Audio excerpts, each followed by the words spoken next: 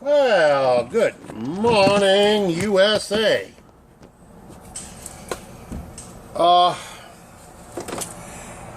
It is time. Are you ready? For the hundreds in attendance and the hundreds watching around the world, are you ready to rumble? I just love the way Michael Buffer does it, and I absolutely murderize it. But, ladies and gentlemen, it is time for Alone, Week 6. And yes, as always, I took some notes. Now, this episode, they start out on Week 6 on day 15. I notice as they've dwindled down to just 4, they're compressing the information shown, and therefore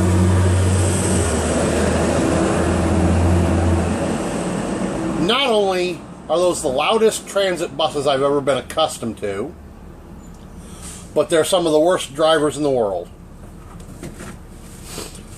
Week 6, day 15, and they're compressing more days into one episode. So this may actually last a whole lot more weeks than I had originally anticipated, as far as the time frame actually spent on the island. The time frame of the show on TV, I'm not sure. I thought it would have been over by next episode. Boy, they got some big things according to the teaser from episode 6. So starting off episode 6, Alan starts off with some poetry. Ain't that peachy? Quote the Raven, nevermore.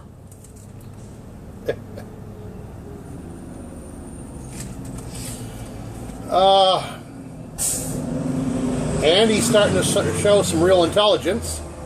Now here's something I was chiding Mitch about. Alan has started building himself a cook camp. And he's talking about don't fight nature, work with it. Very sensible. Very sensible. Though I must admit, I have a few concerns for Alan's sanity. They then switch over to Lucas. He goes scouting with his boat. He has an issue with the tide. Seems the tide's trying to spin him around in circles.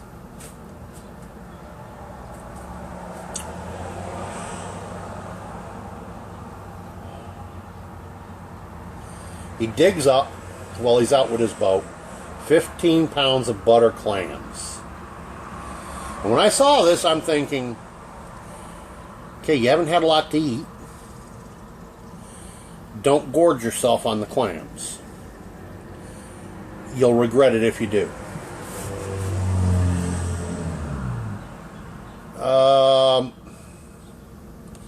And if you're wise, you'll go into the woods and you'll break through some of these spongy logs that y'all are talking about and find you some grubs for the fat to throw in the pot with the clams to cook. Okay,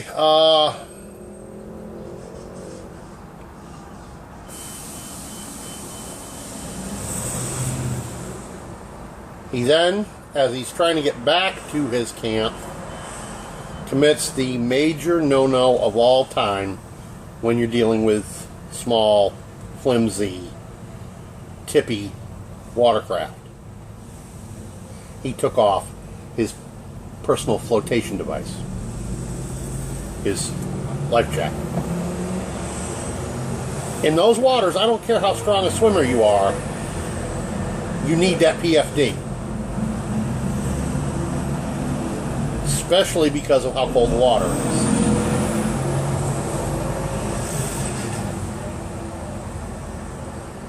Alan decides to check his net, and it's empty the first time around he checks it.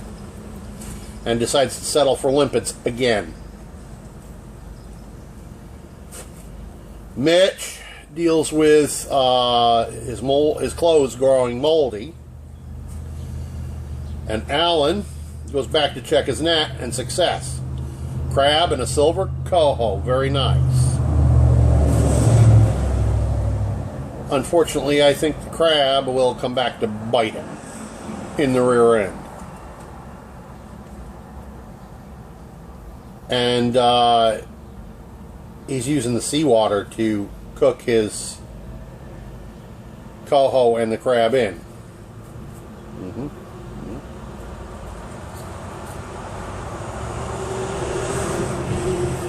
Now, then Lucas starts talking about his full belly. He didn't listen. He gorged on the butter clams. And Sam gets him a salmon as well. Very nice. Well done, Sam.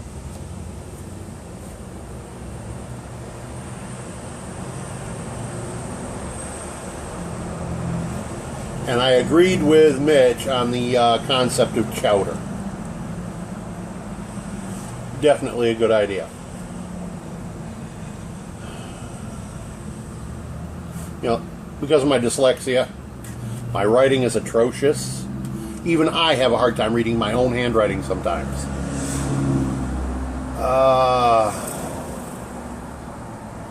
Lucas pops up with Montezuma's Revenge. Remember I mentioned the butter clams and he stuffed his belly? Montezuma's Revenge. In case y'all don't know what that means. That means, for those of younger, we'll simply say Hershey Squirts. Now, I'm sure they'll get that.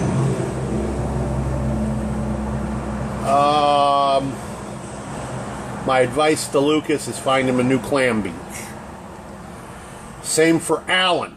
He ends up with the runs. And I'm thinking it's because they both were consuming ocean foods, i.e. mollusks, bivalves, that are, well, for lack of a better term, bivalves, mollusks, i.e. clams and limpets, are basically filter feeders. They sit there, they suck in the water, and whatever's in the water as it's floating by them is what they're consuming. And if there's bacteria and so on in the water, E. coli, whatever, well, now it's in the mollusk, in the clam, in the limpet. And you consume them and they aren't well enough cooked, guess what? Now it's in you. The other possibility I mentioned about the seawater, cooking the salmon and the mollusks in the seawater for Alan, might just have been the seawater to give him the runs.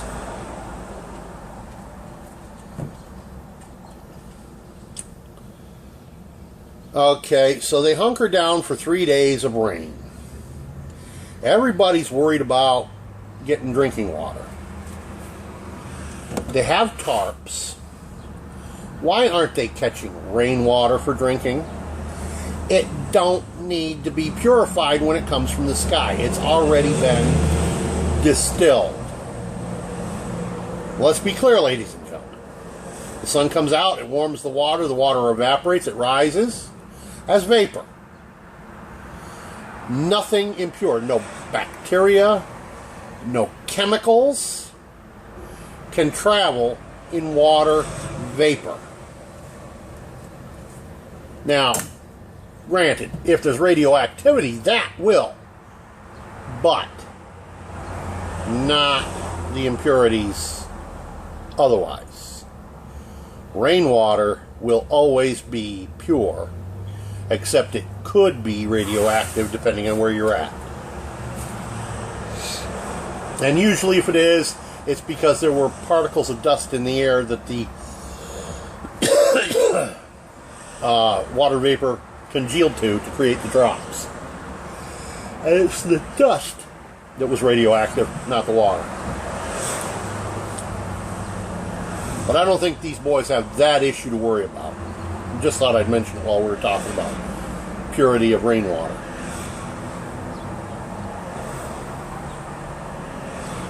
So Lucas hunkered down to outwait the rain. So did Alan. And this is why I say I'm a little concerned about Alan's sanity.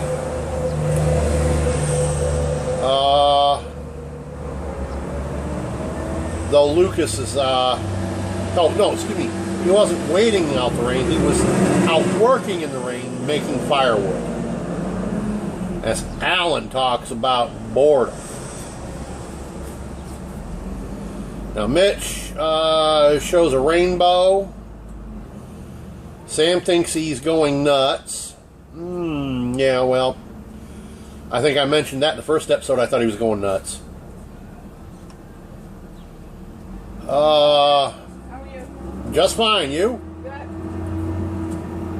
People just love talking to bus drivers, I guess. Well, whatever.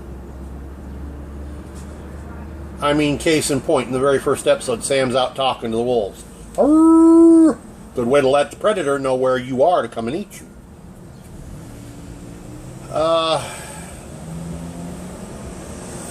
And then at the tail end of the show is where we learn Alan's got the Montezuma's revenge as well. And he decides to go for a swim. I suppose that could be a good thing, maybe.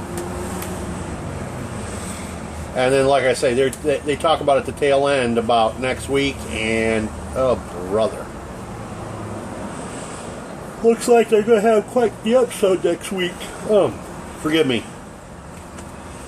That's another factor of fibromyalgia. I know I put up a video earlier in the weekend, or depending on which order these come out in.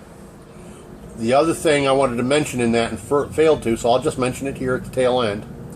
When you have fibromyalgia, one of the syndromes you end up with is something called chronic fatigue.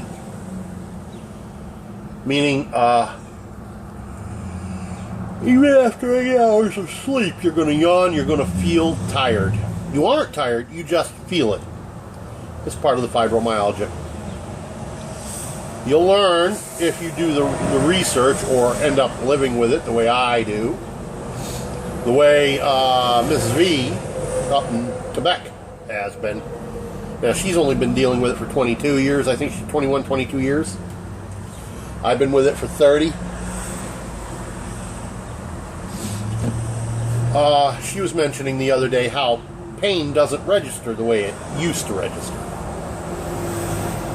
Nothing registers as far as the way your body feels things, the way it used to register before you had fibromyalgia. And it truly can make life suck. But you have to have a PMA and get past it. And one of the things I found that works and helps me the most with fibromyalgia is biofeedback. So, with that, I'm going to close this episode of Alone, week 6, and say, we'll catch you next time. Peace out.